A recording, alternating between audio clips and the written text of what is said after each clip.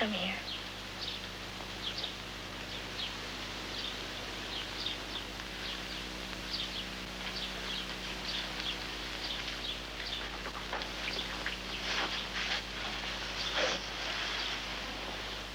Still love me?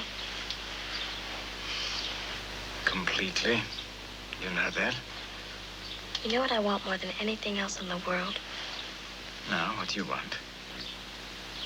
I want you to be proud of me. But I am proud of you, Lolita. Qu'est devenue Lolita, ou plutôt qu'est devenue l'inoubliable, la troublante sous Lyon, interprète du film de Stanley Kubrick il y a 25 ans. Celle qui avait donné un visage à l'héroïne de Nabokov, et que tout destinait à devenir une star, a disparu des écrans depuis plusieurs années. Elle ne figure plus dans les fichiers de Hollywood. Son ancien agent lui-même ignore ce qu'elle est devenue. Ultime tentative pour retrouver celle dont on avait perdu la trace, une petite annonce passée en juillet dernier dans Variety.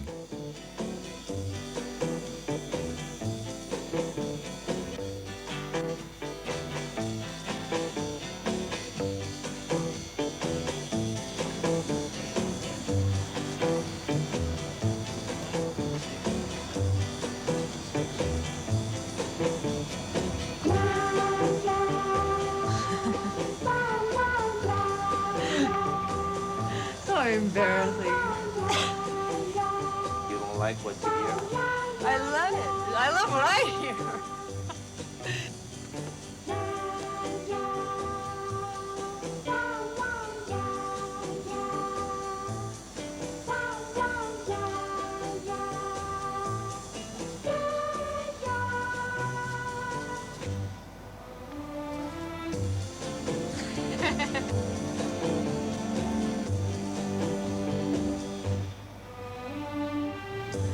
This is a funny story.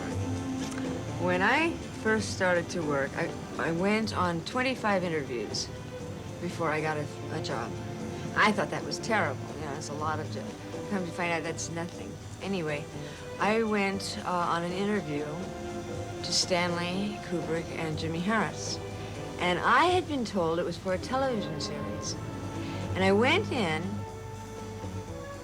and usually in Hollywood, when you go on interviews, they say, hello, what's your name? Thank you very much, goodbye. These two said things like, where do you date? Where do you go? What do you do? What time do you come home?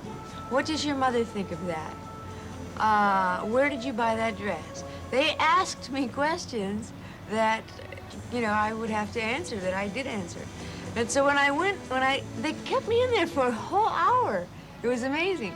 So when I left, I was walking out and I ran into a girlfriend of mine who also went on all the same interviews. And she said, what's it like? I said, I don't know. I don't know what those guys are doing, but it's a whole lot of fun. You might as well just go anyway. But I didn't think they were making a film. I thought they were just amusing themselves. I was 14.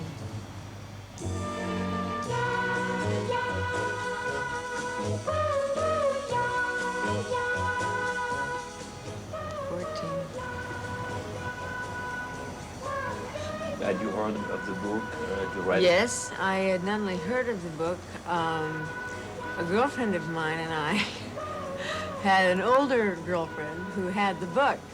And we would go over and she would read us parts from the book. And we all thought that was very risque. I was only 13 when we were doing that. But before I did the screen test, my mother told me the whole story and made it very clear so that I would know what was going on. And she wanted to make sure I didn't have any problems with that. Mother was very protective of my feelings.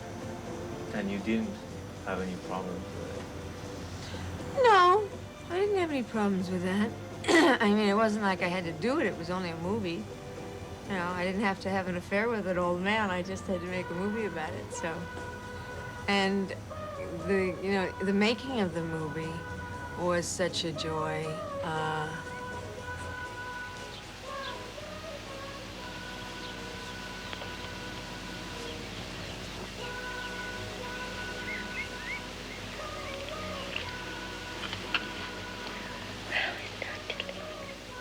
They took care of me in every way. They were exceptional. See, after my contract was over, and I worked with other people, I was shocked because I thought everybody in the movie business was nice. It had been my experience for years. And then when I found out how terrible it was, I was so hurt. I remember feeling hurt that people were so mean. What was the attitude of the other actors towards you? I mean, you were inexperienced, right? Oh, they were all so nice. James Mason, who was such a wonderful man, he would come and say, "Come on, kiddo, let's go run the lines."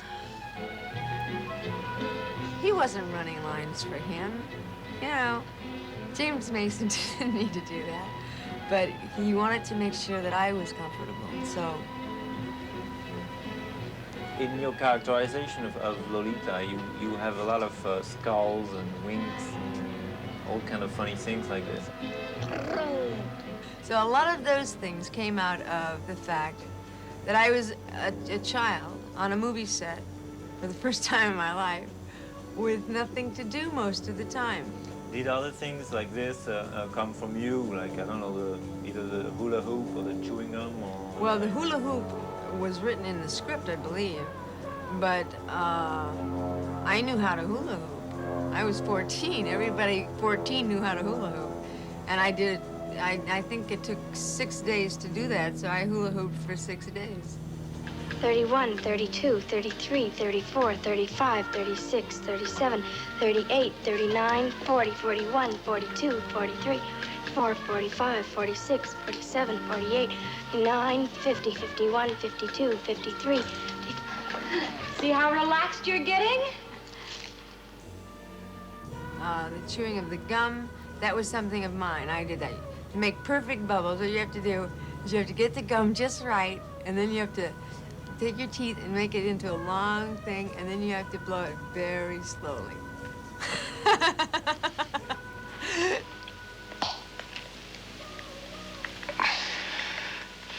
I had to believe you. It's partly my fault, I realize. That is something that's happened on account of this horrible place. All these people poking their nose into our business, and I never see you anymore, what with your soda fountains and your extra... Stop doing that!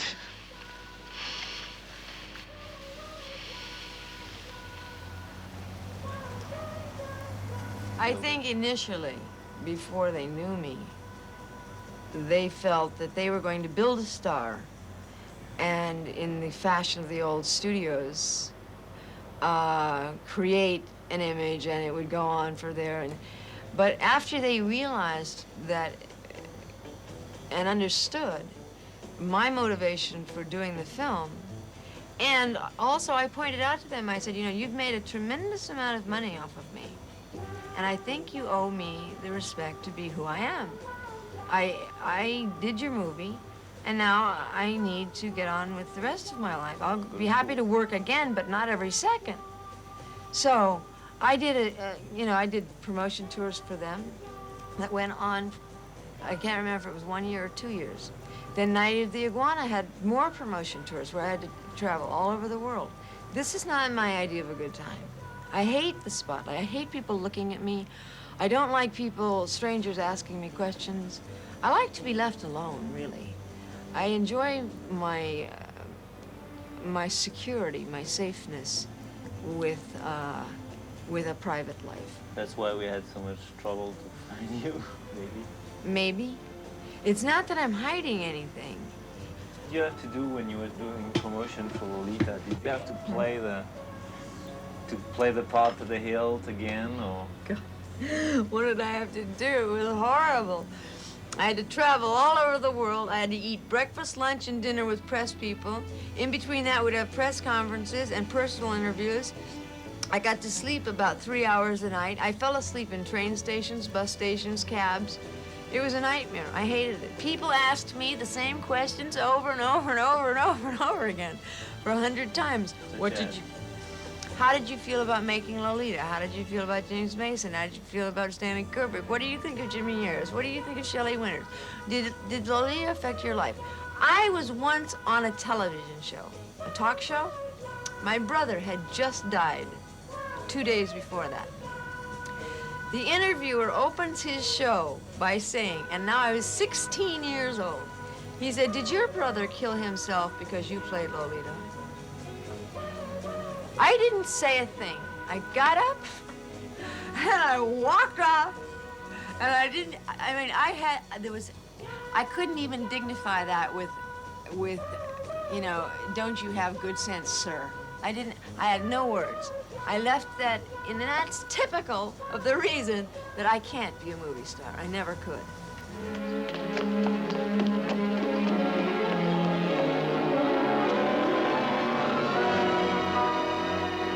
Well, I guess I won't be seeing you again, huh? I shall be moving on. I must prepare for my work at Beardsley College in the fall. Then I guess this is goodbye. Yes. Don't forget me.